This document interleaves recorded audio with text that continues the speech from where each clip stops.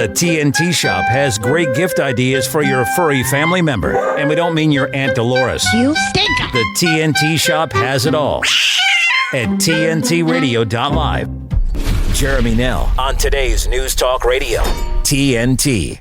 Jerm Warfare at TNTRadio.live. That's my email address. Send me an email and do let me know where in the world you are. I thoroughly enjoy reading that bit. I don't mind anything that you say to me. I quite enjoy getting feedback, but I really love just knowing where people are. It makes everything in a weird way smaller, as big as what the world is. I was chatting to a cartoonist that I've known for a few years, and I sent him a cartoon, and he got so upset by it that he told me never to send him any cartoons again. And the sad thing is, the last few years, I've realized how few real cartoonists there are left, that haven't bowed to the establishment, that haven't bent, their backbones. I mean, I can count on my one hand which cartoonists are still, driven by the true court jester metaphor of what a cartoonist is supposed to be, irreverent, flipping the bird, politically incorrect. Ben Garrison is a great cartoonist out of the United States. He's one of the very few cartoonists, in my opinion, that are left who are still willing to do what cartoonists do and, stick it to the man. Bob Moran is another out of the UK. He was fired from the Telegraph. I think some of you might remember that. Great cartoonist. And I am struggling to think of more. I mean, if you know of any cartoonists whose work is just so aggressively anti-establishment and irreverent and all those things that political satire is meant to be, let me know. Actually, I'd love to see their work, maybe even get them onto my show. But there are so few left. Think about which cartoonist in the last few years that you've seen that's taken a stand against all this ridiculous internationalist, globalist tyranny, that went against these vaccine mandates, that is genuinely trying to communicate a message of truth and questioning what we are told. What happened to them? I mean, can the real, or let me rephrase that, will the real cartoonists please stand up? Send me an email, Jerm Warfare at TNTRadio.live. Let me know which cartoonists you think have stood that test of time. I'd love to know. Anyway, my name is Jerm. This is Jerm Warfare, the battle of ideas. Your news when you need it. They cover the important stories. This is today's News Talk Radio, TNT. Vanessa Beeley, it's such a pleasure to be chatting to you again. Hi, Jerm. Yeah, good to be back on with you so soon. It is great, isn't it? Yeah, it's good to continue the discussion. Listen, do you know of any cartoonists? You heard me talking there a moment ago. Do you know of any cartoonists who've really just stuck true to the art? Yeah, I mean, two spring to my mind. I think you mentioned Bob Moran. Carlos Latouf, of course, who's been consistently anti-imperialism, anti-neocolonialism. It's not really my area of expertise, but those are the two, and yourself, of course, that kind of spring to mind immediately. But it's so sad. It's so sad how they have just all become part of the system. Yeah, well, even Banksy. Yes, kind of, exactly. Went from Palestinian rights activism, which was amazing, very inspirational, and then very early on in the regime change campaign against Syria, he took the side of the Al Qaeda dominated groups and was against Syria. So yeah. And from memory, I think he was pretty hung up on the whole COVID project. I mean, I think he bought into it, right? I'm not absolutely sure on that, actually, but I was deeply disappointed in him over Syria. Well, actually, there's my segue. You're in Damascus, and there are so few people that I know who've actually even been to Damascus, never mind living there. What is it like currently today? What's the general weather as well as the general atmosphere? Well, the weather, I think we've gone from summer to winter back to summer in about 8 hours. I think we had, blazing hot weather yesterday morning, and then we woke up to torrential rain and snow and ice this morning, and now we're back to sunshine and blue skies. So it's April. April is always very unsettled here. We can have, as I said, blazing hot days, and then we can have snow and ice for 2 or 3 days, and then back to the hot weather again.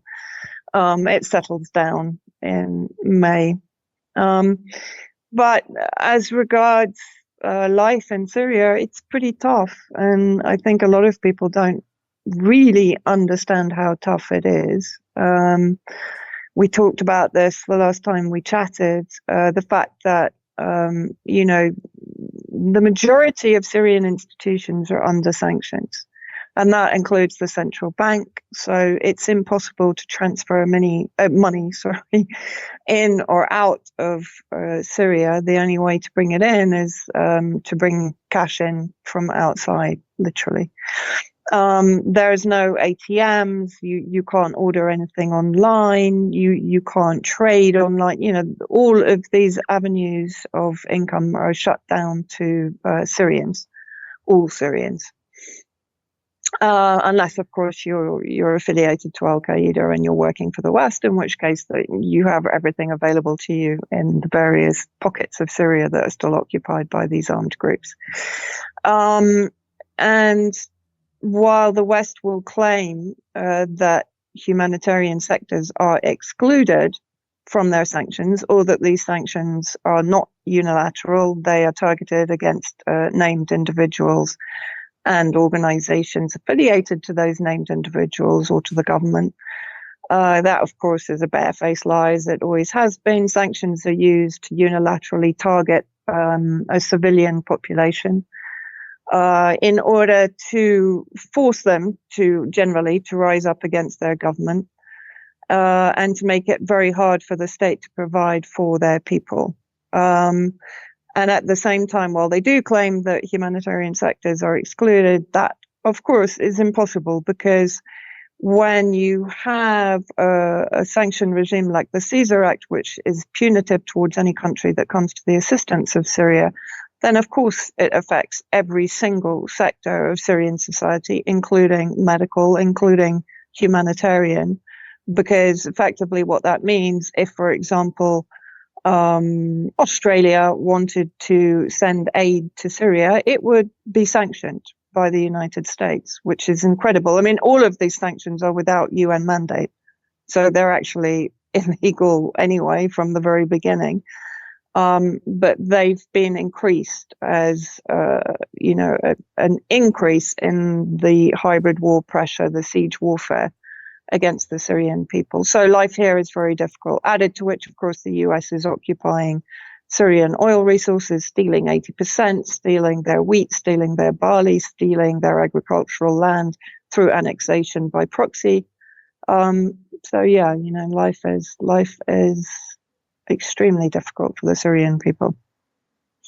As you know, I live in South Africa, and I had 8 hours yesterday of no electricity, but my life still sounds a hell of a lot better than yours. How did you end up in Syria, Vanessa? Well, I came here for the first time. I tried to come in 2015, but it's quite difficult to get visas here, because Syria has been under attack by Western powers since pre-1946, but let's say for the last 75 years. And therefore, it's a fairly lengthy, detailed procedure to achieve a journalist visa here. You have to go through a huge number of checks for obvious reasons, and I totally respect that and agree with it. So I first entered in 2016, actually, as part of a US Peace Council delegation, during which time we met with faith leaders, opposition leaders, civil society, President Assad for 2 hours. We had a 2-hour meeting with the president. And, you know, people from all walks of life, really, to really figure out what was going on from on the ground. And then after that, I came back probably fairly regularly, I think every 2 or 3 months, working extensively on areas that at the time were going through a process of liberation by the Syrian Arab Army and allies, including Aleppo, Homs, Dada in the south, and finally eastern Ghouta to the east of Damascus in 2018. You know, I said to Piers Robinson a few weeks ago, and as you know, he's quite good on propaganda in Syria. I said to him, you know, as you know, I'm a political cartoonist of almost 2 decades, and if I look at some of the work that I've published in my books, I cringe now because I was ridiculing Assad, and I wouldn't draw that now. And I feel like I've opened my eyes. And what's interesting is it's so bizarre how many people still don't understand that what they're being fed by the Western media is inverted. Yeah, absolutely. And I did jokingly say to you, be careful, because most people that make any claim or statement that President Assad should go end up going way in advance of President Assad, who's still here, of course. And, you know, Syria now, quite honestly, is emerging as the hub of the multipolar world that it was intended to be by the president from 2000 onwards, 2004, when he came up with the vision of the 5 Cs project, which would have made Syria the hub for the Belt and Road Initiative, for energy, agricultural, economic, trade resources between south to south, but also south to west and to north and so on. You know, so this was very much a multipolar world vision that the president had as far back as 2004. And in 2005, Russia actually cancelled, I think, up to 75% of Syrian debt in order to kind of facilitate these kind of projects that the president was working on. So, you know, yes, people, what I always say to people is, if you try to find anything negative about President Assad pre-2009, you won't find it. Academics such as David Lash, who wrote The New Lion of Damascus, and in order to write the book, he's an American academic, he basically shadowed President Assad. I think it was for a very long period of time. I think it was more than a year. And he wrote an incredibly positive book about how the president was progressive and reformist and how Syria was developing fast. And it was, you know, Syria, if you speak to people here about how Syria was before 2011, they will immediately say to you, you know, this country was so secure, it was so stable, life was fantastic, we had everything we needed. And I'm quite sure that if you speak to any people in any country where NATO or NATO member states have carried out any kind of military or proxy military intervention or interference in state affairs, or the, you know, always combined with the usual piracy and pillaging of national resources of the country they're targeting, then they will tell you before the West got involved, this country was fine. Look at Libya, you know, the most progressive country in North Africa. I mean, extraordinary what Gaddafi had achieved in that country before, of course. NATO member states tore it apart and assassinated Gaddafi for daring to believe in any kind of pan-Arabism, pan-Africanism. But Vanessa, CNN doesn't lie. For a living. CNN, look, I don't even see outlets like CNN, like BBC as bona fide media outlets anymore. What do I see them as? I see them as extensions of their respective internal security agencies. The BBC is a mouthpiece for MI6. CNN is a mouthpiece for deep state in the United States. It represents power. As John Pilger said, as journalists, we should be speaking truth to power. What are these media outlets about? They're about suppressing truth and protecting power. And that is their role. From when the Mockingbird media was created by the CIA to do exactly that, to act as a mouthpiece for CIA projects and agendas. And as I said earlier, I think your phrasing is so much better. Even the cartoonists no longer speak truth to power. But Vanessa, I'll be back with you in a moment. This is TNT Radio. TNT Radio's Joe Hoft. In Miami, there was a big couple fights there, UFC, and President Trump showed up. And as he walked into the place, just lit up and starts cheering USA, USA. And it was just really moving. You can tell who Americans love and you can tell who they hate. You'd never see Joe Biden walk into that crowd. Never, ever, ever.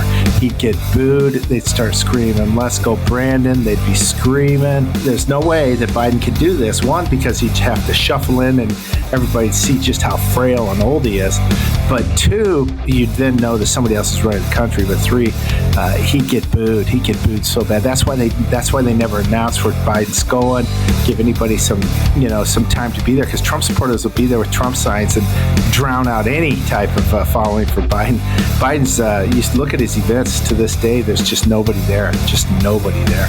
They have to pay people to come. It's just embarrassing and sad and disgusting that they're still playing this game like Joe Biden won that election. It's just gross. Joe Hoft on TNT Radio. In many countries around the world, medical care is scarce. From birth defects to serious injuries and illnesses, countless millions have no access to safe surgery. Mercy Ships is there to help. With a team of volunteer professionals, nurses, surgeons, utilizing state-of-the-art hospital ships, Mercy Ships provides free surgeries for the thousands of those who are waiting for surgery at each port. Mercy Ships is bringing services to countries that would otherwise never be able to access those services. We just see people that need help. You realise that they have no way of getting help, and I want them to know that they're loved. Help make a lasting impact and turn someone's fear to joy. Find out how you can help by visiting our website at mercyships.org for more information. That's mercyships.org. The only real prison is fear, and the only real freedom is freedom from fear. Lighting the fuse for freedom. TNT Radio. Vanessa, so if you don't mind, would you mind just giving me a summary of what the true story of what's going on in Syria is? Because right now, if you just open any media outlet, it's Assad is bad. He kills his citizens with chemicals, and NATO is there to bring about democracy and peace because they're just a defensive organization. Okay, I will try to condense it. Basically, as I've mentioned before, and I have written about this, the clandestine war or interference in Syrian state affairs has been going on since its independence from the French Mandate in 1946. So if you look back through the history, and many of these projects, CIA projects in particular, or associated agency projects have been detailed in WikiLeaks documents or even in redacted document leaks by the CIA agencies or the Department of Intelligence agencies themselves, particularly since the 1980s. And fast forward to post 9/11, as I've mentioned before, the West basically had a policy to try and create a different relationship with President Bashar al-Assad and with Syria. That's detailed in the Bush-Blair communiques post 9/11 and pre the war against Iraq in 2003, which was, of course, pre-planned also, as demonstrated by various document archives. And so in the beginning, as I said, leading up to 2009, really, the West was courting President Assad. And the main goal and one of the main reasons for this constant interference in Syrian national affairs has been, one, their relationship previously with the Soviet Union, now with Russia, and two, their adherence to a sort of a socialist domestic policy and the vision of pan-Arabism, the unity of all Arab states, which of course is total anathema to the petrodollar and to US supremacy and unipolarity, not only in the region but globally. And so leading up to 2009, there were these efforts to basically bring Bashar al-Assad on board. But he refused on virtually all points to comply with US-UK policy. First of all, of course, he refused to abandon the Palestinian cause. He refused to abandon his defense treaty or collaboration with Iran and with Hezbollah in the region. But most sinful of all, he turned down the Qatari pipeline, which had been in the planning stages in 2000. And he turned it down in 2009 for the Iranian pipeline, which was backed basically by Russia. So from that point onwards, Roland Dumas admitted in 2013 that he was approached by UK officials in 2009 who spoke to him about financing violent insurgents in Syria and backing the militants to overthrow the government. And in 2011, we saw a range of kind of Western manufactured Arab Spring uprisings, including in Syria, where the Muslim Brotherhood that was created by the British in Egypt in the late 20s and had previously been weaponized against successive Syrian governments that, as I said, allied themselves with the Soviet Union or with Russia, and envisaged a multipolar world with Syria at the center, and a united Arab front. And the Muslim Brotherhood, as I said, was weaponized against those various governments that had supported those principles.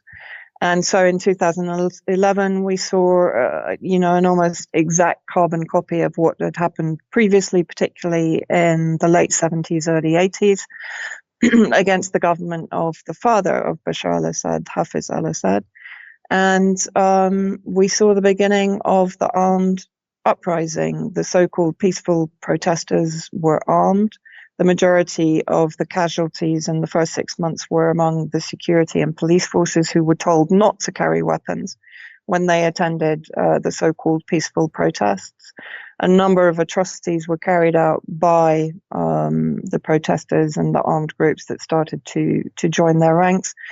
And it basically went on from there. And you had organizations, as you mentioned, like CNN, BBC, ramping up the propaganda against the government, of course, ignoring the mass demonstrations, the million-strong demonstrations that came out on the streets in support of President Assad, also ignoring decent journalism from journalists like Jonathan Steele, who at the time was still writing for The Guardian.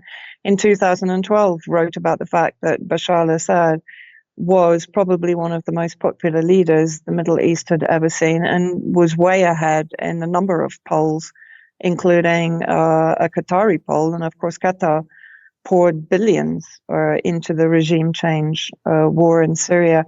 And I think, when you look at how now relations have been repaired between Saudi Arabia and Syria, I mean, extraordinary events, and even in the last few days, where the Syrian foreign minister, Faisal Maqdad, has visited Jeddah and talked to his counterparts there in Saudi Arabia and put together an incredible policy agenda to repair Syria after Saudi Arabia, up until 2015, was heavily involved in the funding of terrorist groups and terrorist group leaders, such as Zaran Aloush, who was the leader of Jaish al-Islam, the Army of Islam, and Sheikh Abdullah Malhaizani, who was probably one of the most brutal leaders of a terrorist coalition in Syria, who trained child suicide bombers and so on. So Saudi Arabia was instrumental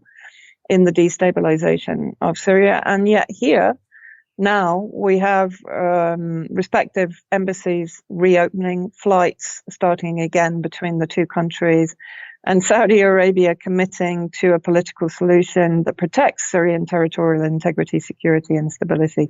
I mean, but for me, it's not so much Syria coming out of the cold. It's Syria demonstrating again and again that it considers itself to be the regional mediator, and that it prefers to foster peace, amnesty, and reconciliation, as it has done throughout the war, at the behest of the Syrian president, I hasten to add, than to maintain the cycle of violence. And that, again, is something that you will not find discussed anywhere in Western media. What is the general attitude towards Assad in Syria? It's somebody asked me this yesterday, actually. It's very interesting. I mean, it doesn't matter. People talk about this being a police state. I mean, you can get into almost any taxi, you can go into any cafe, any shop, any restaurant, and they will criticize openly the government, which I think is normal in any country. But when it comes to the president, it's a red line. People don't cross that line, because the respect and love for President Bashar al-Assad, particularly in the areas that are now back under the protection of the Syrian government, which is the majority of central Syria, because 3/4 of the borders, of course, have been occupied, annexed by hostile states, including the United States, Turkey, Al-Qaeda in the northwest, Israel in the southwest, the United States in the southeast. I think for me, the May 2021 elections were the strongest message ever throughout this conflict, because leading up to the elections, and at that point, I'd been living here since 2019. I knew how exhausted people were. I knew how much the economic sanctions had driven down the level of living, the dignity of the people. They were absolutely exhausted.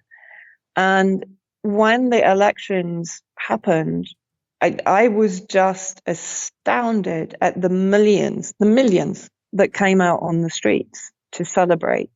And for me, this was not only about the re-election of President Assad. President Assad had become the symbol of the West's irrelevance to the Syrian people and their protection of their own self-determination.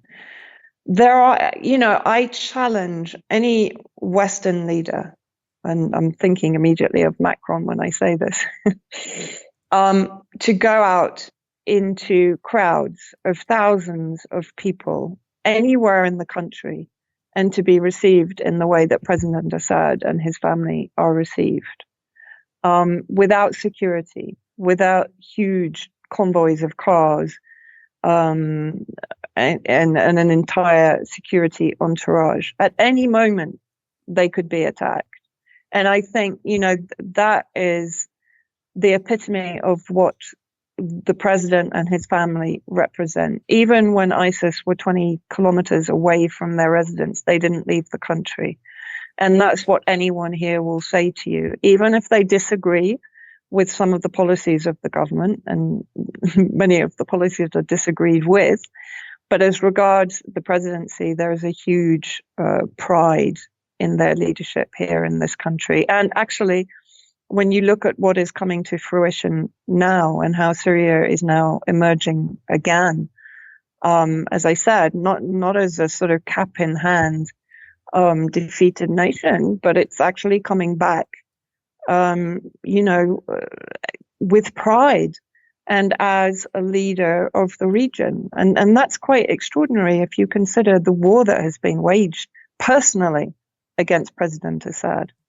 And I remember actually when we had the meeting with him, and I think that was one of the questions I asked him, like, how does this affect you? I mean, this is just, it's relentless.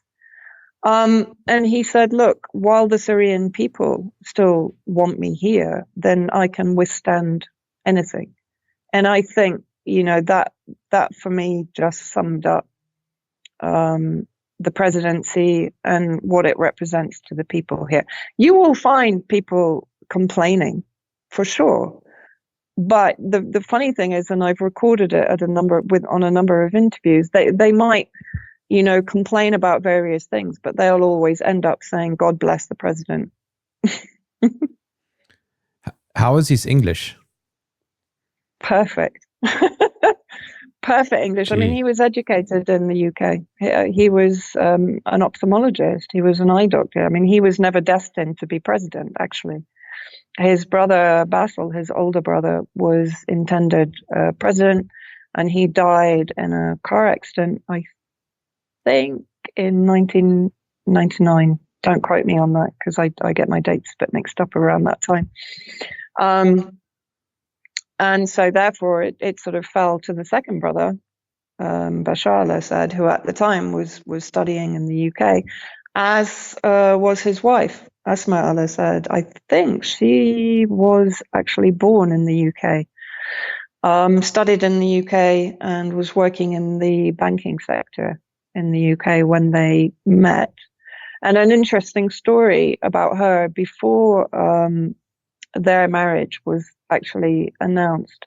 She insisted on spending time in Syria anonymously to basically go amongst the people and to find out what was really needed in the country. So, two very well-educated people, very savvy about Western thinking, Western ideology, Western politics, and he's proven himself to be a very masterful strategist, which is quite unusual in the Middle East. They're usually a little bit more, I mean, it's a sweeping brush that I'm painting here, but they tend to have a more reactionary policy, whereas President Assad has definitely played the long game and the very patient game, at times frustrating for some of his allies. But he has been, if you listen to his speeches from 2011 onwards, the consistency is extraordinary. And I think there are very few Western leaders you can say that about. It sounds like he is, metaphorically speaking, as good a chess player as Putin is. Yes, I think there's a huge amount of respect, which is demonstrated quite often by the body language between them. If you watch it in their meetings, and Assad's recent trip to Moscow, where he received, an incredible amount of ceremonial state visit attention when he arrived. And yes, and I think another interesting point to make here, a lot of people sort of criticize the Iranian and the Russian involvement in Syria and try to, which I believe is a false equivalence, try to equate it with what the West is doing. The West is not invited, of course, in Syria. Iran and Russia were and are invited and are welcome in Syria. But I think, Russia and Iran are very keen for President Assad to repair relations with President Erdogan, particularly leading up to the elections in Turkey in May, so in 1 month's time. And Assad, which he's quite famous for, has stubbornly refused to meet with Erdogan until Erdogan gives him, meaning Assad, the guarantees that he needs that Erdogan will withdraw all military presence from inside Syria and will basically return the status quo between the two countries to pre-2011. And until he receives those guarantees, he's not going to meet with Erdogan. And that is in direct opposition to what Iran and Russia would very much like him to do. So that there are a number of instances where Damascus has clearly demonstrated its sovereignty despite its alliance with Russia and Iran. And I think that's a very important point to make. One, from the perspective that people like to portray Russia as being, just another imperialist power, or even Iran, but Russia particularly, and China. And yet not one of these countries has tried to actually negatively impact on the sovereign governance of Syria itself. And I think, that's something to bear in mind when people make these equivalences, because the West would certainly not remotely tolerate what they consider to be an allied government challenging their policy. Vanessa, don't go anywhere. This is TNT Radio. Give me a minute with TNT Radio's Steve Malzberg. Well, with all that's going on in this country, we haven't heard much about the issue of student loan forgiveness. In March of 2020, during the COVID pandemic, Congress put a 6-month pause on payments and interest on those loans. But here we are 31 months later, and for many, the pause is still in effect. But Congress has not extended the original deadline. Instead, President Bush's Department of Education has extended it unilaterally 8 times, probably without the authority to do so. There have been some court challenges, and now we have a new one, filed in district court by the New Civil Liberties Alliance and the Mackinac Center for Public Policy.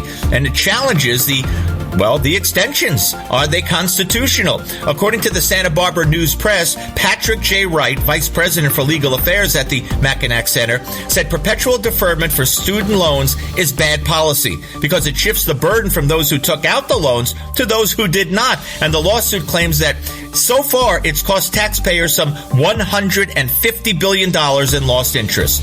We won't lose interest in this story. We'll keep an eye on this suit and keep you informed. Thanks for giving me a minute. I'm Steve Malzberg for TNT Radio. A man's home is his castle, but his men's shed, that's his kingdom. There are now more than 1,000 men's sheds across Australia, and they're more than just a shed. You can make things, grow things, find a mate, be a mate, shoulder to shoulder. The Australian Men's Shed Association can help to find a shed near you. There's something for you at the Men's Shed. You're listening to Jerm Warfare with Jeremy Nell on today's News Talk Radio, TNT. Vanessa, there's a comment here in the live chat. Somebody's saying that you are a horse person. Is that true? Yes, I am. How on earth do they know that? I don't know. I didn't know that. Yes, I am. I did actually have a horse here for a while. We kind of rescued him off the racetrack. But he's gone to another home now because I just ran out of time, sadly. Between the dogs and the horses, I was struggling. Do you ride in Damascus? Yeah, I haven't done for a while at a racetrack to the west of Damascus, which sounds very posh, but it's actually sort of pretty cheap to keep animals here, generally speaking, although it's got a lot more expensive recently. But I do ride occasionally at friends' farms and so on. Horses are pretty ubiquitous here, although actually they suffered tremendously also during the war, which I have written about, in fact, for 21st Century Wire. Many of them, I think 3,000 horses of pure Syrian Arabian horses were stolen. The local stud and artificial insemination center was destroyed by the terrorists. And many of those 3,000 horses, I think only something like 200 have been recovered from some pretty dreadful conditions. I mean, the terrorists, mainly ISIS, actually stole them and then sold them into Iraq and Lebanon. Some of them have been recovered. Some of them, of course, were horribly abused and mistreated or kept in areas which was, which were part of the hot conflict and were therefore caught up in the war itself. Very sad stories, really. Yeah. I'm going to completely butcher. I'm going to completely butcher this analogy, but what you're suggesting is that more people need to have their moment on their way to Damascus, fall off their horse, and let the horse speak to them and give them the truth about what's going on. Something like that. I think I ruined it. Wasn't it a donkey? Something like that. But then, it was. Yeah, probably was a donkey, I think. But yeah, that's what is it? 10,000 years of being inhabited. Damascus, and this is another thing. The West, particularly the United States, which, let's face it, is a settler state. Apologies to Americans, but it's kind of true. It was built on a genocide of its own. Been in existence for how many hundred years is it now? Just over 200, right? And the majority of those years waging war against one nation or the other. And yet it's attacking countries like Syria. And, part of the project here is to destroy heritage, history. When the terrorists invaded and occupied specific areas of Syria like Palmyra, or even the heritage sites in Aleppo, in Damascus, suburbs and countryside, UNESCO sites in the southern countryside, and deliberately destroyed them. And in my opinion, this is about, just as Saudi Arabia actually destroyed many of the historical sites deliberately in Yemen. And the artifacts, more than 1 million artifacts have been stolen out of Syria and of course have completely disappeared. I'm sure they're all going to turn up in the British Museum at some point. And this is all about destroying an entire culture, an entire civilization. And this is something which isn't only representative of Syria, it's representative of all of us. This is all our history. And, if we are not aware, if we don't inform ourselves, we're allowing the history of humanity to be rewritten and revised. And that has happened throughout history. I don't take anything that I was taught at school at face value, and I haven't done for years, and just as well, because you're always presented with a very one-sided, biased or confirmation biased argument, right? And so the war in Syria for me was not only about the war against Syria. Here in Syria, I mean, for example, and I genuinely believe this, having spent more than how many years now? 7 years now, covering events here. Whenever I spoke to Syrian military or the real Syrian civil defense or emergency services, they all told me, we believe that we in Syria are containing the terrorist threat here. We want to defeat it here in Syria so that it doesn't destabilize the rest of the world, so it doesn't destabilize Europe, it doesn't destabilize the United States or the UK. And I can hand on heart say that is what happened here. If Syria hadn't fought this war, the West would be awash with terrorism from the Euphrates to the Thames, as I wrote in one article. And for me, in all honesty, humanity owes a huge debt of gratitude to Syria, to the Syrian people, and the Syrian people is the Syrian Arab Army. Let's talk a little bit, just quickly, if you don't mind, about the terrorists or the so-called rebels. Last night, my wife and I watched Blood Diamond again. Great movie for a bunch of reasons. But last night, I saw it through a different lens for the first time. And sure, it's a Hollywood movie, etc., but there were some nuggets in there. And I noticed something that I hadn't noticed previously, and that is the external influence, the Western influence of those rebel groups. You mentioned the terrorist groups or the rebel groups earlier. They were not organic, right? No.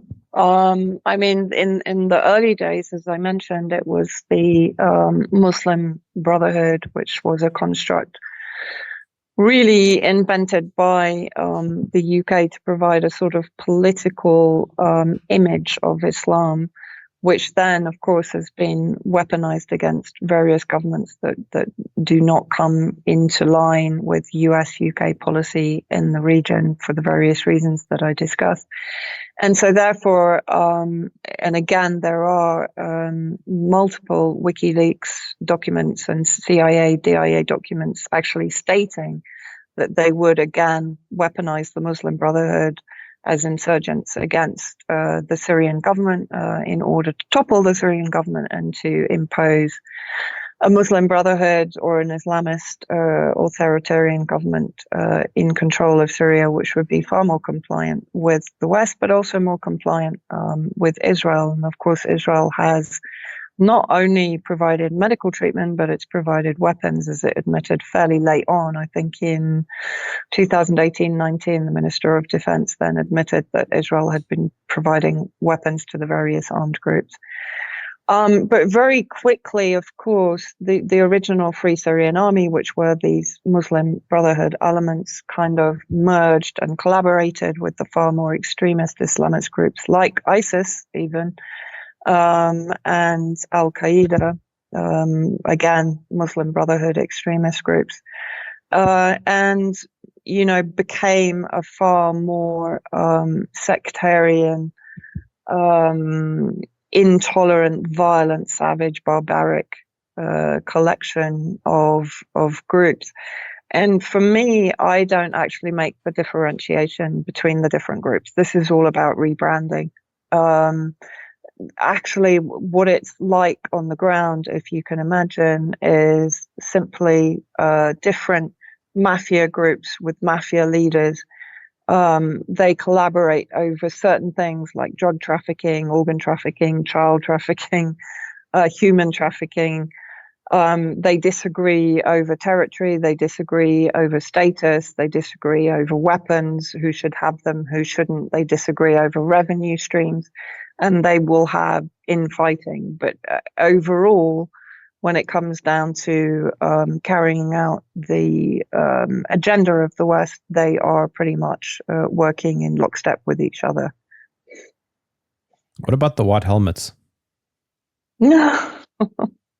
You've given me how many minutes? You have just over 5 minutes. Talk really quickly. Well, I think most people generally know my work about the white helmets. And if you are still deluded into thinking the white helmets are a power for good in Syria, speak to any Syrian inside Syria, pick a city, pick a town, pick a village, and speak to them about the white helmets. You will get exactly the same answer. They were incubated by the MI6 and CIA and a number of other allied deep state agencies. They were created in Turkey and Jordan, not in Syria itself, although, of course, they weaponized certain Syrian individuals to be part of the organization. They were established by James Le Mesurier, who was a former British military intelligence officer who had also been instrumental in the transformation of the KLA, the Kosovo Liberation Army, which was made up of Al-Qaeda and Albanian warlords in 1999 in Pristina, Kosovo, when they were carrying out cross-border organ trafficking operations, abducting Serbian children and sending them into Albania for removal of organs.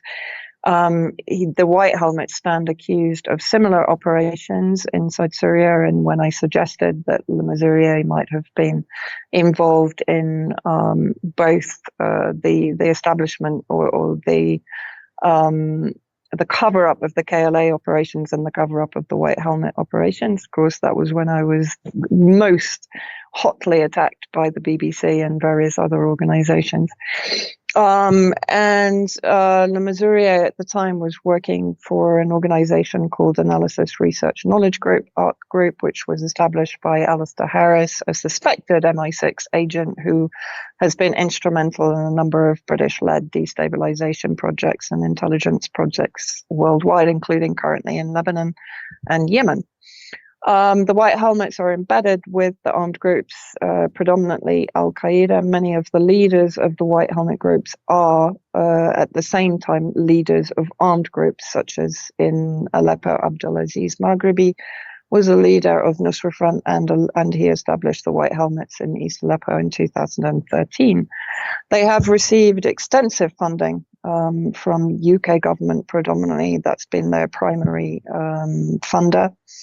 And they've been tasked with corroborating, this is from a British governmental document from April 2017, with corroborating British foreign policy. So in other words, providing the evidence to justify British foreign policy in Syria. And that includes, of course, the staging of chemical weapons events to criminalize the Syrian government. And the latest, as you discussed with Piers Robinson, was Duma 2018, when it has been proven that the White Helmets staged the hospital scenes in Duma. And I was actually on the ground speaking to medical doctors and nursing staff who were in the hospital on the night of the alleged attack, who told me there was absolutely no chemical attack, that the White Helmets were relaying information about to all the various captive media in the West. So the White Helmets are effectively humanitarian cover for the armed groups and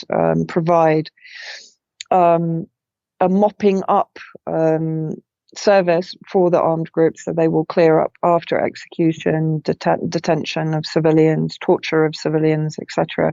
There is video evidence, archived video evidence of that. The West, of course, is doubling down on the protectionism of the White Helmets because the White Helmets have been instrumental in providing the propaganda that has maintained the proxy military intervention and the calls for a no-fly zone over Syria, which, of course, Hillary Clinton even described as being detrimental to the health of the Syrian people, that it would lead to further bloodshed of the Syrian people. So the White Helmets, in my view, are a criminal entity that have been carrying out criminal acts inside Syria according to Syrian people, and there should at the very least be a public inquiry. I'm so sad to say that time is against us now, Vanessa. So yes, how can I did try to speed talk. You did. I'm glad that you put yourself into ×2. Have you ever tried listening to any YouTube video or podcast on ×2? I do it's it ridiculous. regularly, actually. Because that way I can watch more. I've tried it. You have to get used to it, though. It takes some. Yeah, it's very difficult. It takes a skill. Okay, Vanessa, how can I? I've tried ×2. I've tried 1.75. That's about as fast as I can do it, I think. Some books, audiobooks, you can do on ×2 because the narrator reads very slowly. Okay, how can I follow your work very quickly, Vanessa? Sorry, say that again. Very quickly. 45 seconds. How can I follow your work? You can follow me on Substack, Twitter, or Telegram. Just Vanessa Beeley at any of those sites. Those are the easiest. I gave you 45 seconds and you did it in 8. That's very impressive. That's not ×2. That's like ×30.